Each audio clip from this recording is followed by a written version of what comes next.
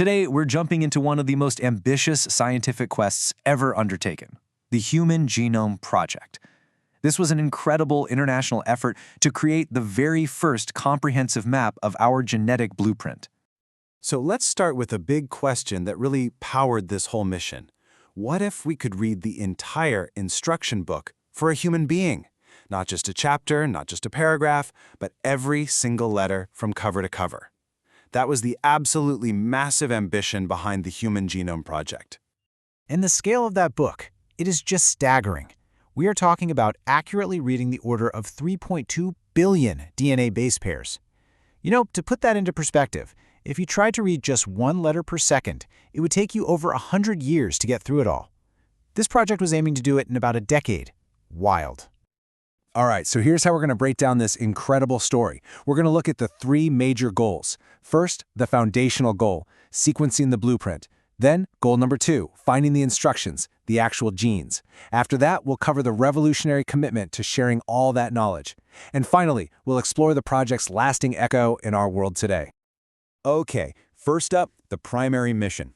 This was the foundation for everything that followed, sequencing the blueprint. I mean, think about it. Before you can understand what a book says, you have to be able to read the letters on the page, right? This was step 1, but on a planetary scale. So what does sequencing the blueprint actually mean? Well, the main goal was to figure out the exact, precise order of all those 3.2 billion chemical base pairs. You know, the A's, T's, C's, and G's that make up our DNA. And the standard they set for themselves was incredibly high. They were aiming for 99.9% accuracy. This was all about creating a definitive, high-quality reference map for all of humanity.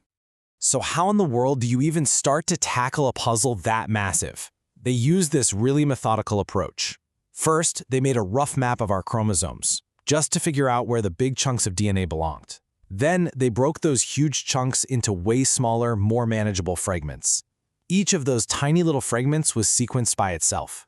And finally, and this is where some serious computing power came into play, they used the overlapping sections to piece it all back together. It was literally like solving the world's most complex jigsaw puzzle. But, you know, just reading all the letters wasn't enough. The second major goal was to find the actual words and sentences within that giant string of text. In other words, they had to identify the genes. And this led to one of the project's most important discoveries, identifying and mapping every single gene. The final count landed somewhere between 20,000 and 25,000 genes. And this was a huge surprise. A lot of people had predicted we'd have over 100,000. It really showed us that our biological complexity doesn't just come from the number of genes we have, but from how our bodies use them. Right, so the crucial point here is that a gene is way more than just a sequence of letters. A great way to think about it is this. If the whole genome is a giant instruction book, then each gene is a specific recipe inside that book. A recipe for building a protein, which then goes on to build and run our bodies. The project wasn't just transcribing the book, it was finding and indexing the entire recipe collection. And that brings us to the third major goal, which honestly might have been the most revolutionary of them all.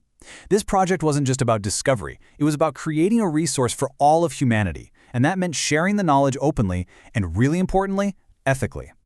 This whole commitment really had 3 key parts. First, a core principle from day 1, make all the data publicly and freely available to any researcher anywhere in the world, no paywalls.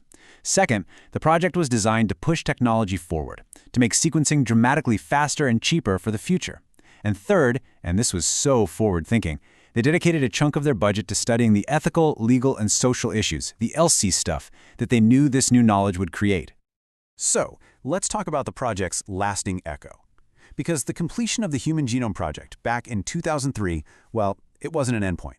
It was the starting gun for a whole new era in biology and medicine, and its impact is just continuing to grow every single day. Remember that goal about driving down costs? Well, this just shows how spectacularly successful that was. The original project cost around $3 billion. Today, thanks to the technologies it helped create, you can get your genome sequenced for just a few $100. That change has been an absolute game changer for research all over the world. And the project's impact just keeps unfolding. It was declared complete in 2003. That ethical branch, the ELSI part, helped pave the way for really important laws, like the Genetic Information Non-Discrimination Act, or GINA, in 2008. And building directly on the HGP's foundation, in 2022, scientists were finally able to announce the first truly complete, gapless sequence of a human genome, finally filling in those last missing pages of our instruction book. So yeah, the legacy of the HEP is literally all around us. It's the bedrock for personalized medicine, where treatments for diseases like cancer can be tailored to your specific genetic makeup. It's sped up drug discovery, it's given us incredible tools like forensic genetic genealogy to solve cold cases, and it basically gave birth to the entire field of bioinformatics, just to handle the mountains of data it produced. The Human Genome Project gave us the first reference map of our species. It was a monumental achievement, and it was born from those three clear goals: read the blueprint, find the recipes, and share the knowledge with the world. Now that the map is drawn, the real exploration has only just begun. The question for us now is, what are we going to discover next?